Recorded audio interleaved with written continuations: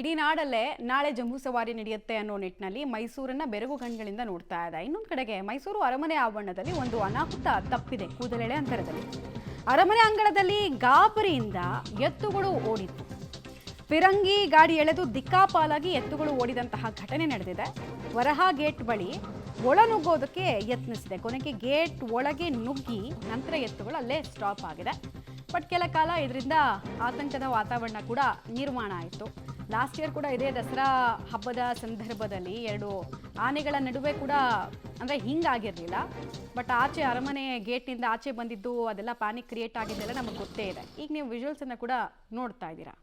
ಮೈಸೂರು ಅರಮನೆಯಲ್ಲಿ ದೊಡ್ಡ ಅನಾಹುತ ತಪ್ಪಿದೆ. ಇನ್ನೊಂದು ಕಡೆಗೆ ಸೀಟಿಂಗ್ ಕೆಪಾಸಿಟಿ ಅಲ್ಲೆಲ್ಲ ಬ್ಯಾರಿಕೇಡ್ಗಳನ್ನೆಲ್ಲ ಹಾಕಿ ವ್ಯವಸ್ಥೆಯನ್ನು ಮಾಡ್ಕೊಳ್ತಾ ಇದ್ರು. ಎಲ್ರಿಗೂ ಎಂಥವರಿಗೆ ಆಗಲಿ ಎಲ್ಲ ಸಿದ್ಧತೆಗಳನ್ನು ಮಾಡ್ಕೊಂಡು ಮುಂಜಾಗ್ರತಾ ಕ್ರಮಗಳನ್ನು ತಗೊಂಡಾಗ ಹಿಂಗೊಂದು ಅವ್ರು ಎಕ್ಸ್ಪೆಕ್ಟ್ ಮಾಡಿರಲ್ಲ ಹಿಂಗಾಗ್ಬಿಡುತ್ತೆ ಅಂತ ಹೇಳಿ. ಸೊ ಎಲ್ಲರಿಗೂ ಕೂಡ ಬ್ಲ್ಯಾಂಕ್ ಆದಂಗೆ ಆಗಿರುತ್ತೆ. ಬಟ್ ಕಂಟ್ರೋಲಿಗೆ ಬಂದಿದೆ ಪರಿಸ್ಥಿತಿ ಅನ್ನೋದ್ರ ಮಾಹಿತಿ ಸಿಗ್ತಾ ಇದೆ. ಒಂದು ಆ ಕ್ರೌಡು ಶಬ್ದ ಅವನ್ನ ನೋಡು ಕೂಡ ಎಷ್ಟೇ ಆದರೂ ಪ್ರಾಣಿಗಳಲ್ವ, ಎಷ್ಟೇ ಟ್ರೈನಿಂಗ್ ಕೊಟ್ಟು ಎಷ್ಟೇ ಅಭ್ಯಾಸ ಇದ್ರೂ ಕೂಡ ಪ್ರಾಣಿ ಸೈಕಾಲಜಿನೇ ಬೇರೆ ಅಲ್ವಾ. ಸೊ ಹಂಗೇನಾದರೂ ಆಯಿತಾ ಅನ್ನೋದು ನೋಡ್ಬೇಕು ನಾವು.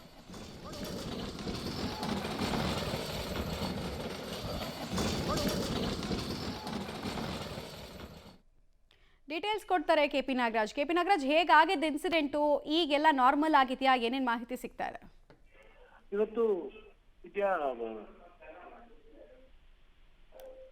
ಕೆಪಿ ನಾಗರಾಜ್, ಧ್ವನಿ ಕೇಳ್ತಾ ಇದೆಯಾ?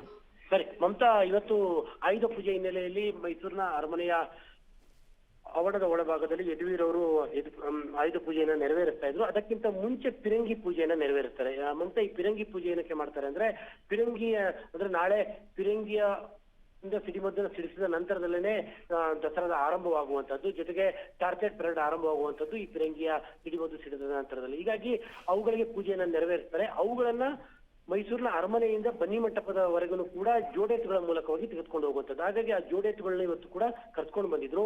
ಆ ಜೋಡೆತ್ತುಗಳಲ್ಲಿ ಒಂದು ಗಾಡಿಯ ಜೋಡೆತ್ತಿಗೆ ಅಲ್ಲಿ ಏನು ಇರಿಟೇಟ್ ಆಯ್ತು ಅರ್ಥವಾಗ್ಲಿಲ್ಲ.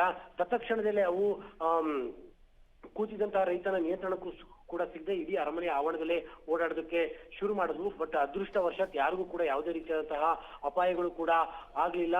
ಕೇವಲ ಒಂದು ಕಾರ್ಗೆ ಮತ್ತು ಒಂದೆಷ್ಟು ಕುರ್ಚಿಗಳಿಗೆ ಮಾತ್ರ ಡ್ಯಾಮೇಜ್ ಆಗಿದ್ದಂಥದ್ದು. ಉಳಿದಂತೆ ಯಾವ ಸಮಸ್ಯೆಗಳು ಕೂಡ ಆಗಿಲ್ಲ. ಜೊತೆಗೆ ಗಾಡಿಗೂ ಕೂಡ ಏನು ಸಿಡಿಮದ್ದಿನ ಗಾಡಿಗೂ ಕೂಡ ಯಾವುದೇ ರೀತಿಯಂತಹ ಡ್ಯಾಮೇಜ್ ಆಗಿಲ್ಲ.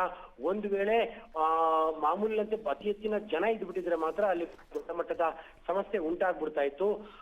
ಯದುವೀರ್ ಅವರ ಪೂಜೆ ಹಿನ್ನೆಲೆಯಲ್ಲಿ ಸಾರ್ವಜನಿಕರಿಗೂ ಕೂಡ ಒಳಗಡೆ ಪ್ರವೇಶ ಇರಲಿಲ್ಲ. ಹಾಗಾಗಿ ಯಾವುದೇ ರೀತಿಯಂತ ಅನಾಹುತ ಆಗಲಿಲ್ಲ. ಮಮತಾ, ಆಲ್ ರೈಟ್, ಧನ್ಯವಾದ ಕೆಪಿ ನಾಗರಾಜ್ ತಮ್ಮೆಲ್ಲ ಮಾಹಿತಿಗಾಗಿ.